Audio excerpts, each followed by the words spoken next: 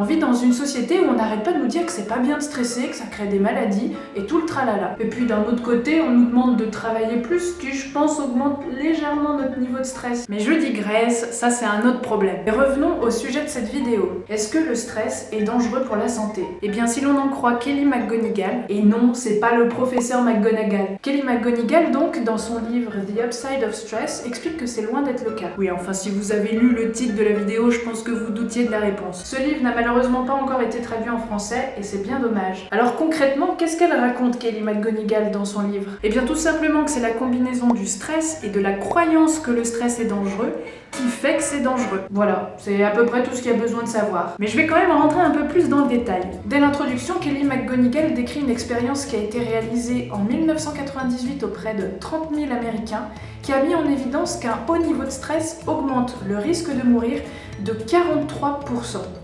43%! Du coup, vous vous dites peut-être, mais Mélinda, ce que tu viens de dire, ça confirme que le stress est dangereux pour la santé? Eh bien non. Ce qu'il faut savoir, c'est que ce risque s'appliquait seulement aux personnes qui pensaient que le stress n'était pas bon pour eux. Parce que ceux qui avaient dit qu'ils ne percevaient pas le stress comme quelque chose de dangereux étaient ceux qui avaient le taux de risque de mourir le plus bas. Encore plus bas même que ceux qui disaient ne stresser qu'un peu. C'est quand même fou, non? Les chercheurs ont même estimé qu'en 8 ans, à savoir la durée de leur expérience, 182 000 Américains seraient morts prématurément, non pas du stress, mais de la croyance que le stress n'était pas bon pour eux. Si cette estimation est correcte, cela ferait de cette croyance que le stress n'est pas bon pour la santé la 15e cause de décès aux États-Unis. Ce qui la placerait même devant le cancer de la peau, le sida et les homicides. Il y a que moi qui trouve que c'est énorme? Ah bah non, du coup il y a aussi Kelly McGonigal. Mais je préfère répéter pour ceux qui auraient pas bien compris. C'est pas le stress qui est dangereux, c'est la croyance que le stress est dangereux qui fait que c'est dangereux. Donc en gros, on meurt de nos croyances. Mais que dire de toutes ces personnes, les médecins, les psychologues, les hypnothérapeutes, qui contribuent à faire perdurer cette croyance? Oui, parce que moi, la première, j'ai participé à salir l'image du stress. En fait, le stress n'est ni bon,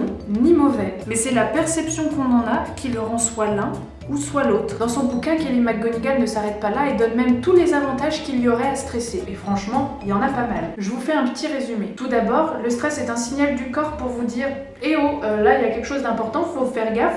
Faut être attentif. Bah oui, parce que lorsque vous en avez vraiment rien à faire de quelque chose, vous stressez pas parce que c'était pas vraiment important pour vous. Et le stress vous permet de mieux faire face à une difficulté en augmentant votre concentration, votre acuité sensorielle, votre motivation et en mobilisant toute votre énergie. C'est plutôt pas mal. Mais voilà un aspect étonnant. Il permet de mieux se connecter aux autres. Il active ce qu'on appelle les instincts prosociaux. C'est en gros l'empathie qu'on a envers les autres et le fait de faire quelque chose sans attendre d'une quelconque contrepartie. C'est un acte totalement désintéressé. Il encourage ainsi les interactions sociales. C'est ce qui nous permet de demander de l'aide lorsqu'on en a besoin ou de dire des choses qu'on n'arrivait pas forcément à dire. Il diminue la peur et il augmente le courage. Derrière chaque acte de courage, il y a du stress. Mais c'est pas tout. Le stress facilite les apprentissages et permet de mieux traiter et d'intégrer une expérience.